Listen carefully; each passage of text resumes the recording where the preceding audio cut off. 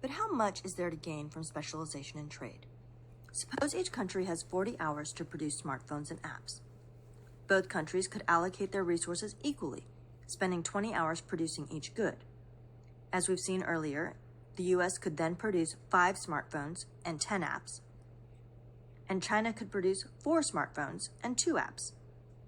Without trade, the quantities of each good produced in each country are the most that can be consumed.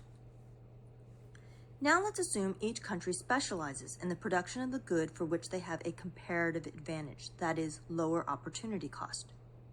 If China uses all of its 40 hours to produce 8 smartphones, and the United States uses 12 hours to produce 3 smartphones, and 28 hours to produce 14 apps, the total production of smartphones and apps increases from 9 smartphones and 12 apps before specialization to 11 smartphones and 14 apps after specialization.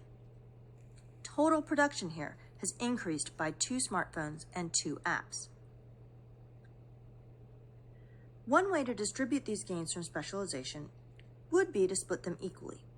For example, suppose the United States agrees to give China 3 apps in exchange for 3 smartphones. After this trade, the United States would consume 6 smartphones and 11 apps, an increase of 1 unit of each good compared to before specialization in trade. China would consume 5 smartphones and 3 apps, also an increase of 1 unit of each good.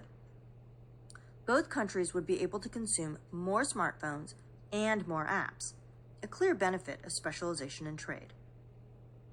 Looking at each country's production possibilities frontier, each country is now able to consume at a point outside of their original frontier, again highlighting the fact that trade can benefit all countries.